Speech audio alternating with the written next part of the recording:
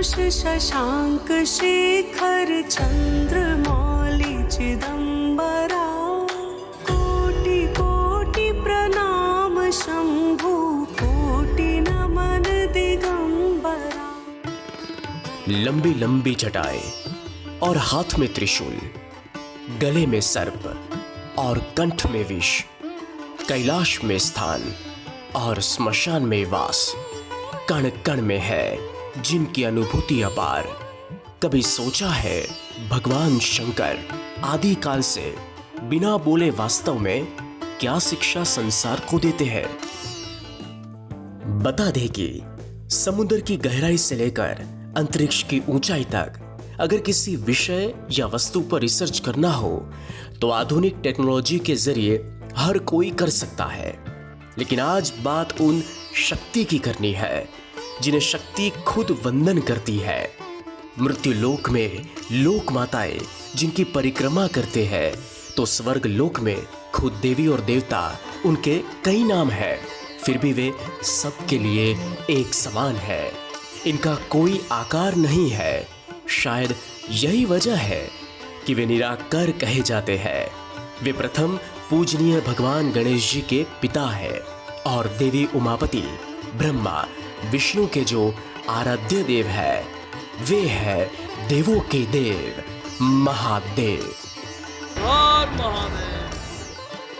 वैसे भोलेनाथ के बारे में कहे जाए तो दिन कम पड़े और लिखते जाए तो रात, लेकिन फिर भी आज बात शिव स्वरूप से मिलने वाले संदेश की करनी है। कुरुक्षेत्र के मैदान में भगवान श्री कृष्ण ने गीता ज्ञान कहो या उपदेश शब्दों के जरिए दिया जो वास्तव में अनमोल है। लेकिन भगवान श्री कृष्ण के भी आराध्य देव ने तो बिना बोले ही अमृत ज्ञान अपने स्वरूप मात्र से दिया है, जिस पर गौर करना भी जरूरी है।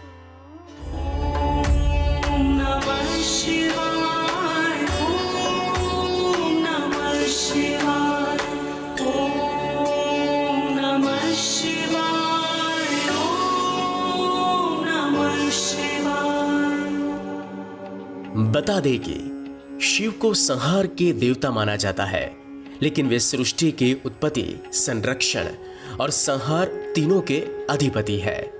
उनका स्वरूप अद्वितीय है, जिसमें जटाएं, तीसरी आंख, गले में सर्प, त्रिशूल, डमरू, भस्म, व्याघ्र चर्म, रुद्राक्ष माला और वाहन के रूप में नंदी शामिल है। ये सभी प्रतीक गहन आध्यात्मिक अर्थ रखते हैं जो जीवन के विभिन्न पहलुओं का प्रतिनिधित्व करते हैं।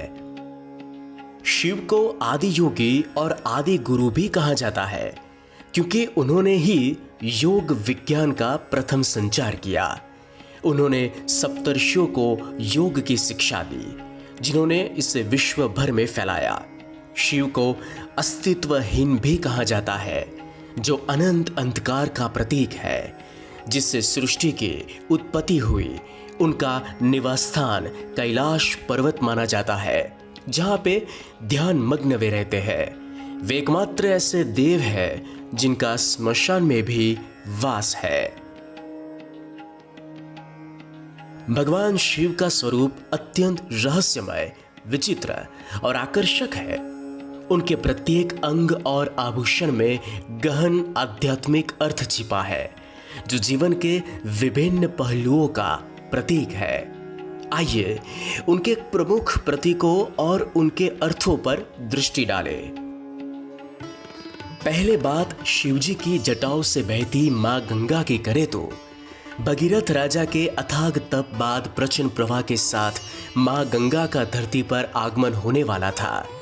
महादेव जानते थे कि अगर मां गंगा अपने मूल स्वरूप में धरती पर अविरत हुई तो मृत्यु लोक में हाहाकार मच जाएगा। इसलिए महादेव ने उन्हें अपनी जटाओं में गंगा को स्नान दिया और प्रचंड प्रवाह को कम भी किया। गंगाधर ये संदेश देते हैं कि आफतों का सामना करने के लिए मानसिक शक्ति हर किसी को विकसित करनी चाहिए और विनाश के प्रवाह को दिमाग के जोर से कम करना चाहिए। अब बात करते हैं चंद्रेश्वर की, भगवान शंकर के मस्तक पर विराजमान चंद्रमा मन की शीतलता का प्रतीक है। भगवान शंकर के रौद्र स्वरूप के बारे में हर कोई जानता है। शिव पुराण में इनका वर्णन भी है। फिर भी महादेव का ये स्वरूप शिक्षा देता है कि मन को स्थिर करने के विचारों में शीतलता लानी जरूरी है। अब बात करते हैं त्रिनेत्रधारी की। वैसे 21वीं सदी में सीसीटीवी की खोज हुई, लेकिन सालों साल से ये जो तस्वीर हम देखते आए हैं उसमें हर किसी ने भगवान शंकर के मस्तिष्क में तीसरी आंख देखी है। भगवान शंकर की ये तीसरी आंख संदेश देती है कि हर इंसान के पास अदृश्य शक्तियां हैं, बस जरूर है तो उन्हें जागरूक करने की, सही दृष्टिकोण की। शिव जी की तीसरी आंख ज्ञान, प्रज्ञा और अंतदृष्टि का प्रतीक है। इंसान से लेकर देवी देवताओं के गले में सोने, चांदी और मोतियों के आभूषण रहते हैं, लेकिन भोलेनाथ का आभूषण है सर्प, जो संदेश देता है कि जीवन में स्थान का महत्व बहुत ज्यादा है। यदि यही सर्प रास्ते में भटकता हुआ मिले तो लोग लकड़ियां मार मार के सर्प की मृत्यु कर दे, लेकिन यही सर्प अगर भगवान शंकर के गले में देख ले तो 2 हाथ जोड़कर वंदन कर ले। एक और बात यह भी है कि गले में सर्प धारण करना तमोगुण और संहारक शक्तियों पर शिव के नियंत्रण का प्रतीक है। यह दर्शाता है कि उन्होंने अपने भीतर की नकारात्मकताओं को वश में कर लिया है। शिव जी का त्रिशूल शस्त्र भी है और शास्त्र भी, भूतकाल, वर्तमान और भविष्य भी, एकता का प्रतीक भी। साथ ही ये त्रिशूल भौतिक, दैविक और आध्यात्मिकता तीनों प्रकार के कष्टों के विनाश का प्रतीक है। यह सृष्टि के उदय, संरक्षण और संहार का प्रतिनिधित्व करता है। शिव के हाथ में डमरू सृजन और विनाश के चक्र का प्रतीक है। इसका नाद ब्रह्मांड की अनाहत ध्वनि का प्रतिनिधित्व करता है, जिससे सृष्टि की उत्पत्ति होती है, ऐसा भी कहा जाता है। शिव के शरीर पर भस्म का लेप संसार की नश्वरता और वैराग्य का प्रतीक है। यह दर्शाता है कि अंततः सब कुछ भस्म में विलीन हो जाता है। संसार में जो कुछ भी है वो केवल मोह माया है। शिव का व्याघ्र चर्म धारण करना हिंसा और अहंकार पर विजय का प्रतीक है। यह दर्शाता है कि उन्होंने अहंकार और हिंसा को अपने अधीन कर लिया है। गले में रुद्राक्ष की माला धारण करना ध्यान, तपस्या और आध्यात्मिक शक्ति का प्रतीक है।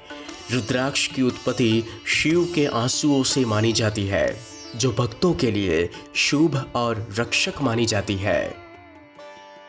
शिव का वाहन वृषभ धर्म, शक्ति और स्थिरता का प्रतीक है। यह दर्शाता है कि शिव धर्म के रक्षक और पालन करता है। शिवालय में देखा है कि नंदी के 3 पैर मुड़े हुए हैं और एक पैर पर खड़े रहकर वे शिव के दर्शन करते हैं। कहा जाता है कि जो 3 पैर मुड़े हुए हैं वे बीते तीनों काल का प्रतीक है, जैसे सतयुग, त्रेता युग और द्वापर युग। कहा यह भी जाता है कि जिस दिन नंदी का चौथा पैर भी मुड़ जाएगा उस दिन प्रलय होगा। अंत में बात करते हैं शिवालय के पास दिखने वाले कछुए की।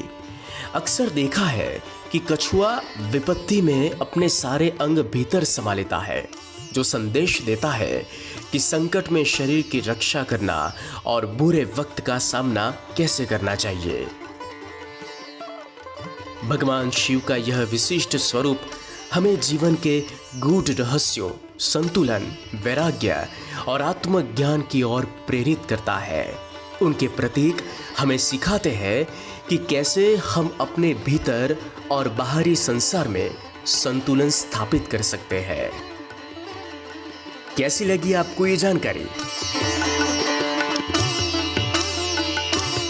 ऐसे ही खबरों को देखने के लिए हमारी चैनल को सब्सक्राइब करें।